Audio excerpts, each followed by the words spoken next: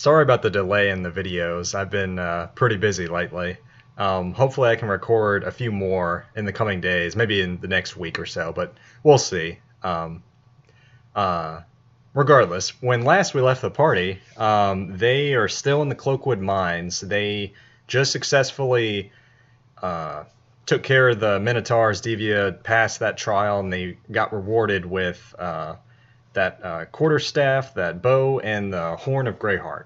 So that was on the lowest parts of the Cloakwood mines. So they took the ancient dwarven elevator back up, and now they've made it back to the second level, which I know it's been a while, but this room is has like a little river of lava in the middle, and there's the three bridges going across. It's that room, and so the party decides they're gonna take the bridge that's closest to them. So it's the one to their left when they're looking at it, and so they start going across. And when they get to the other side, they come across a couple of cages off to their left, and or more like, I guess, jail cells, to put it bluntly. But and inside the cells are actually a couple of miners that have been working here, basically, forced laborers, I guess. And so they start asking them, where they're from, and they quickly find out that they're actual miners from the old the Nashville mines down to the south. So with let's see, it was Rowan that actually, well, kind of Rowan and Taveri teaming up on this, but they were able to unlock with a little bit of effort their cells. So that group, it was about 6 of them altogether. And as they kind of round the corner just a little ways, they notice that center bridge when they're looking back across. And off in that corner, like I'm talking about, there's more of these jail cells. And there's about 5 more. No, sorry, 4 more. No, I'm getting this mixed up. Yeah, 4 more. Yeah, sorry. Because there's 10 in total, more miners. So they unlock all their cells. And Devi agrees that she's going to lead them back kind of towards the entrance, at least to the stairs leading up to the first level.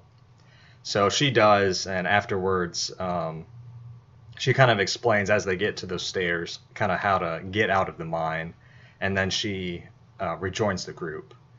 And further off to the east of this level is kind of goes downwards. I think I mentioned this before. And it kind of leads to like I guess you could say like kind of an ore processing kind of center, I guess. And there's 2 bandits down there. And besides that, kind of in the center of kind of towards the back of this place is a doorway that actually has some stairs going down as well. So they want to go down those, but they decide they're actually going to take out these 2 bandits. And so they do pretty easily. They pretty much get the jump on them and are able to take them out. And so afterwards, they decide to go through that center doorway and go further down into the mines. And they reach to this 3rd level. And as they get down there, kind of picture on the sides of the floors a lot of grating with heat coming from them, lava and whatnot, but it's just grates. Picture that on a lot of the flooring throughout this entire level. And so they get down there, they start checking a few of the rooms. They don't hear anybody right off the bat. But like I said, they start checking the rooms, and they find, I think Rowan finds like a manifest of sorts that kind of tells the bandits like their schedule, like where to send certain miners and whatnot, that sort of thing. Not too important stuff, but just kind of some flavor. So they start exploring this part of the level, and Devia scouts ahead, and she kind of comes across a group of bandits that are down the way. She's kind of listening in this doorway, and from what she can tell, it looks to be like a mage and roughly 2 to 3 other bandits with him.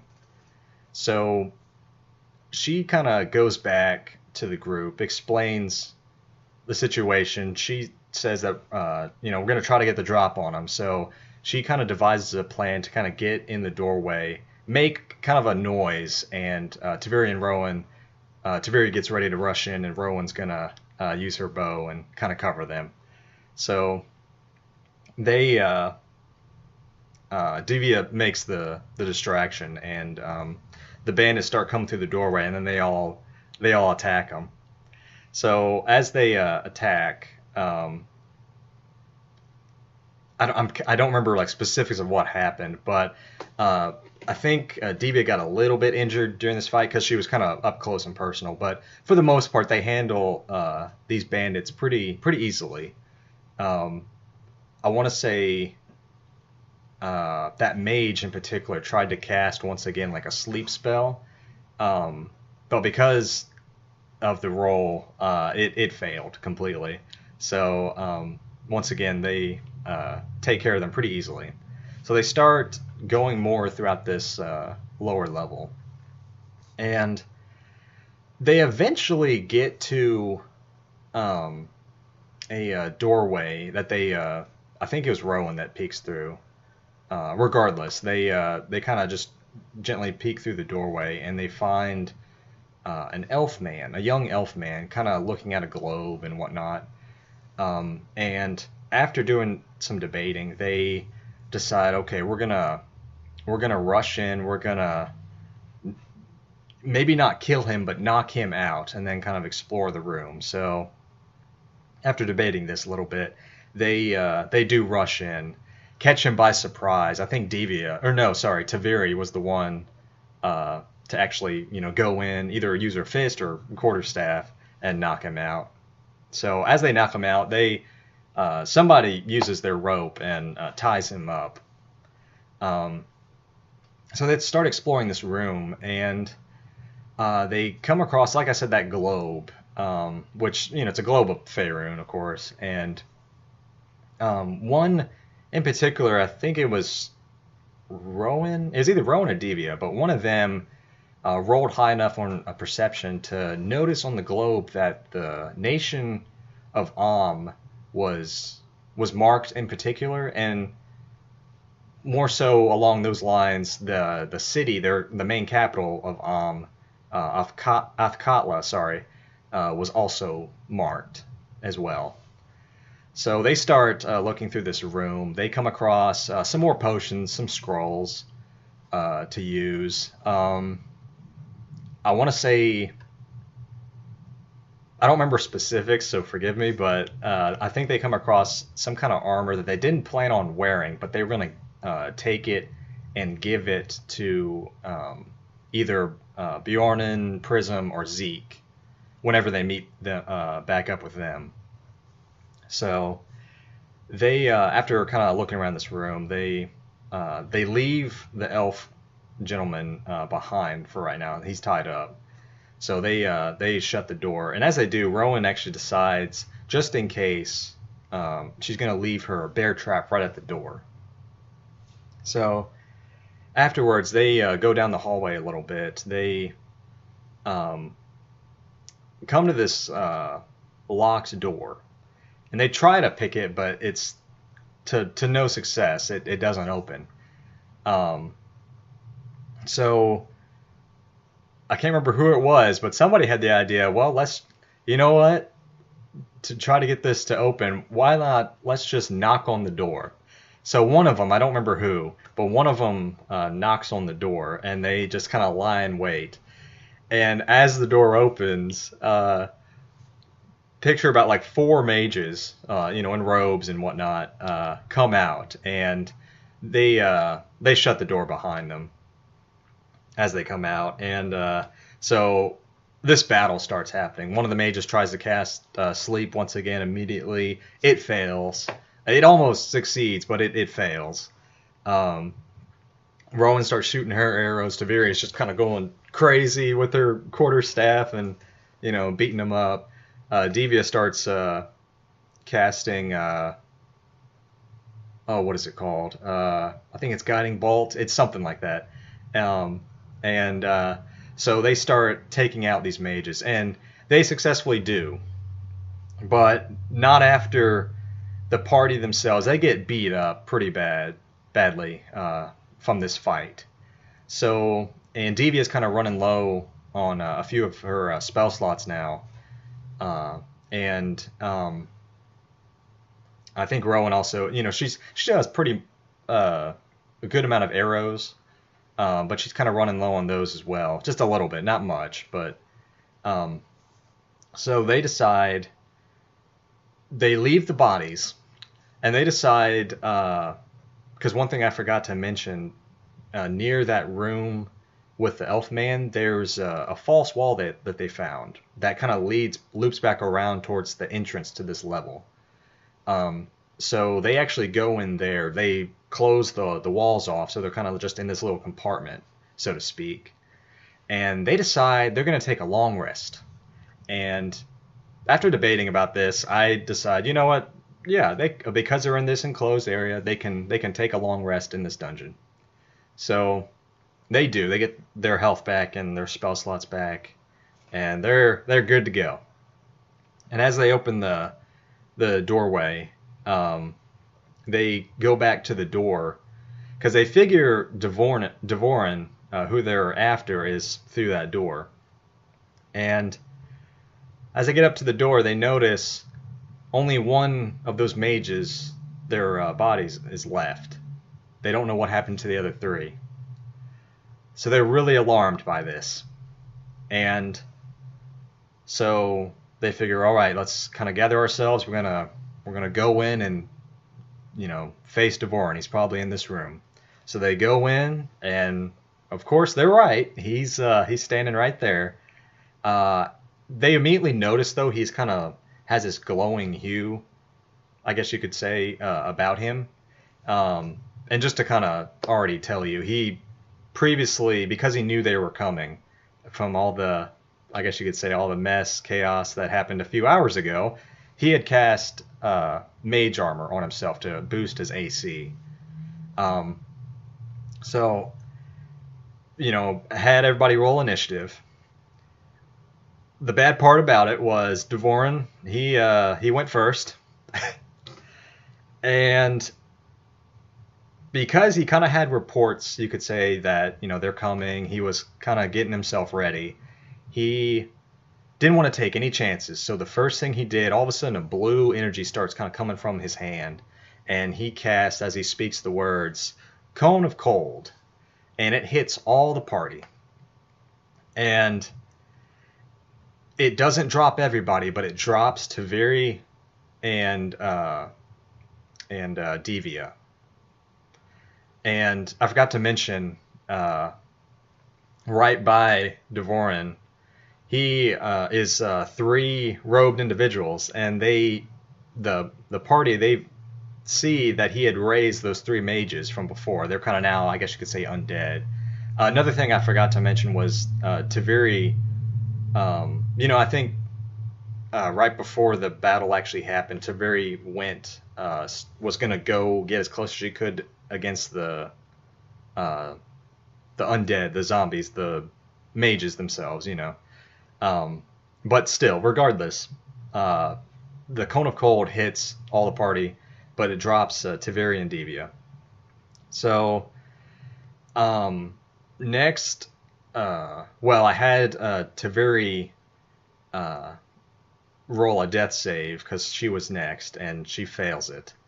Devia rolls, she actually succeeds, and it's now Rowan's turn. Rowan decides, okay, she's closest to Devia. She is going to cast Cure Wounds. I think she had a scroll, actually, for Cure Wounds that they just found, so she was going to use it to stabilize Devia and get her back up. So Devia's back up. Sadly, though, in the process of this, those mages that are now undead, the three of them, they start swarming Taviri that is down. and because she's down and they just start swarming her, she gets tore up by these undead, and sadly, Taviri dies in this moment. The player's dead. So the players themselves kind of really shocked, and Devia and Rowan, seeing this happen, they, in character wise, they start raging, I guess you could say. And Devia starts shooting more from her bow, and same with Rowan, and trying to attack Devorn and whatnot. Devia actually also casts, because she couldn't get it off previously, otherwise, because this is going to be the first thing she would have done if her turn came sooner, but she cast Destroy Undead, and the mages actually, the undead mages, obviously got destroyed, so, but darn it, she couldn't cast that sooner, but that's just how the turn order happened, still. So those mages are dealt with. So Rowan, like I was saying, Rowan starts firing off some special arrows at Devorin. I think most of them hit. Actually, yeah, I know they did, because he got a little bit badly injured because Rowan's just really good with the bow, her death arrows per se. The bad part about it is, I didn't mention this yet, but there's a green crystal in the center of this room, and all of a sudden it lights up. And so the party doesn't know what's about to happen. And all of a sudden, I did a roll. I rolled a d4. And I want to say it landed on a 1.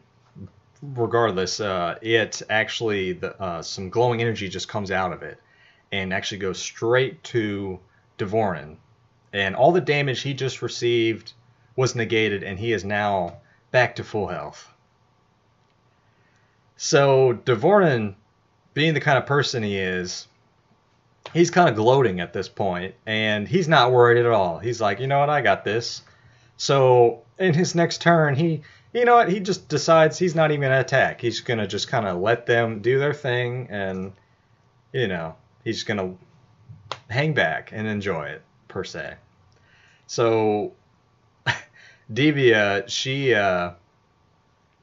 kind of uses this moment to try to, she has one of those, she grabbed him off the mages previously when they brought him down, but some Cyric symbols.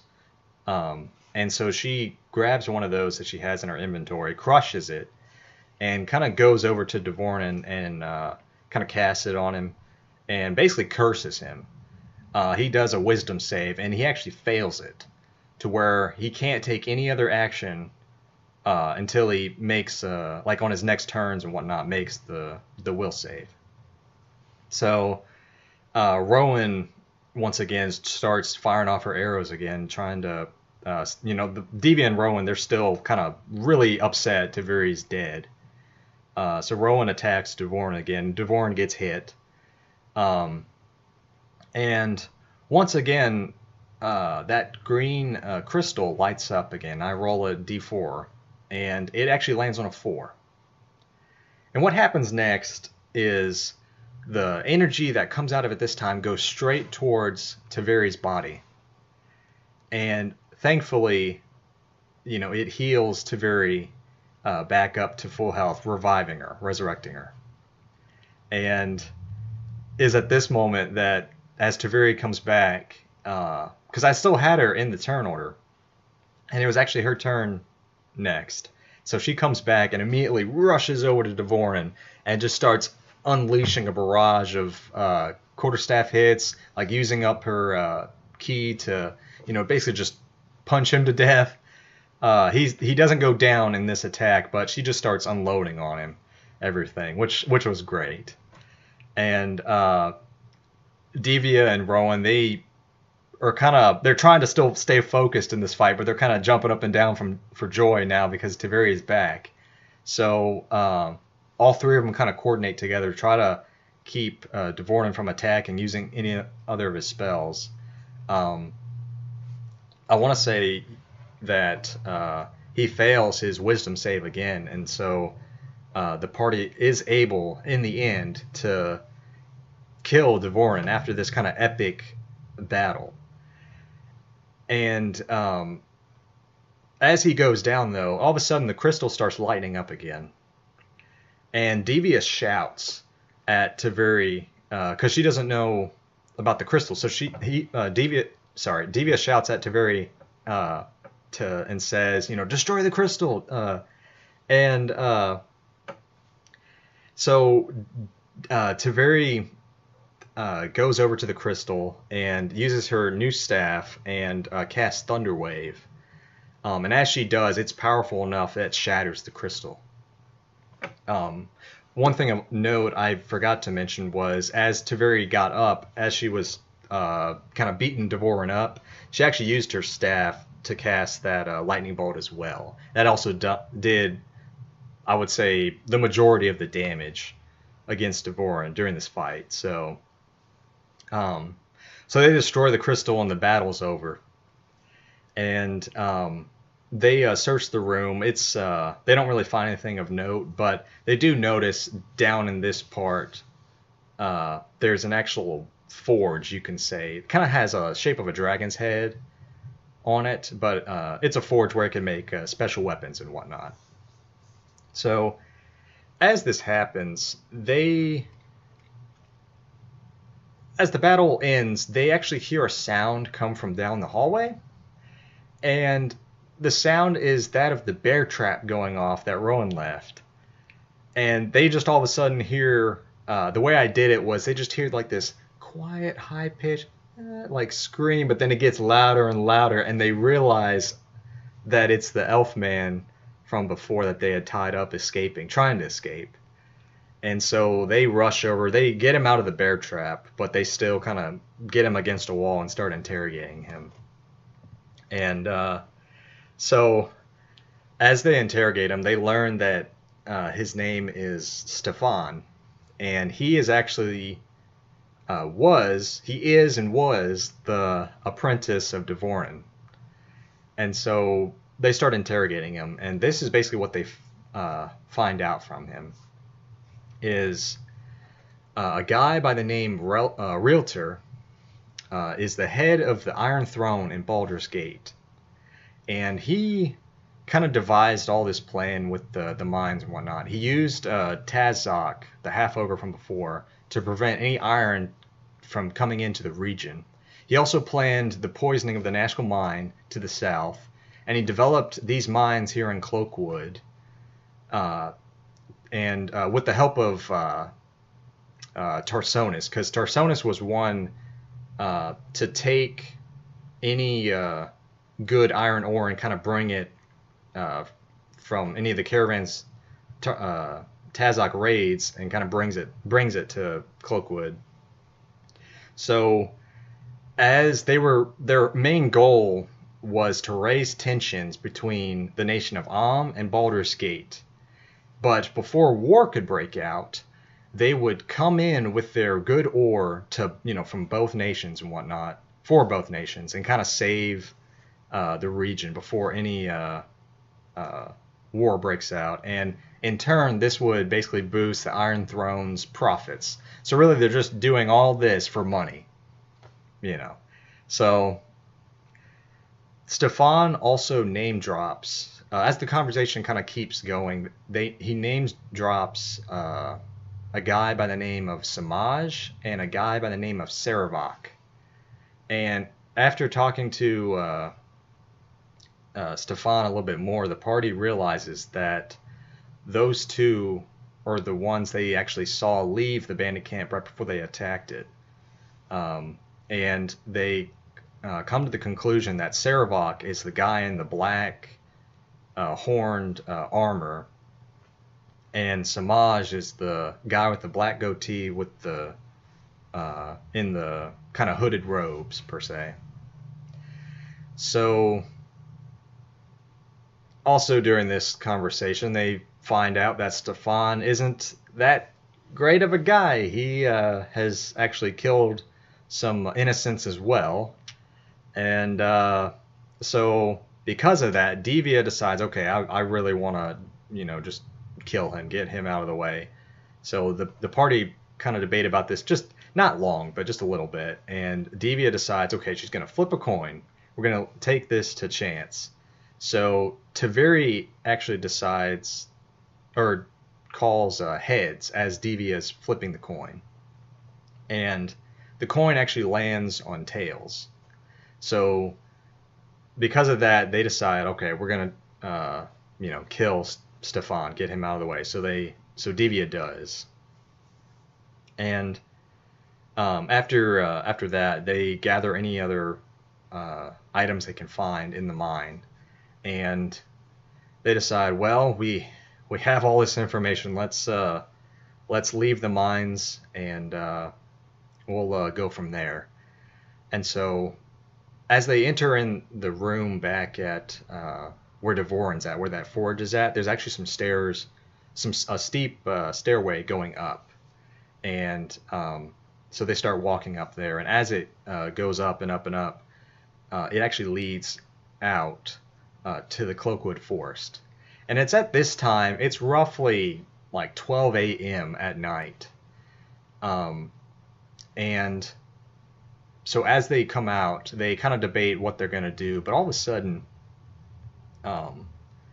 Rowan catches a glimpse of a hooded figure off in the distance, kind of just watching them.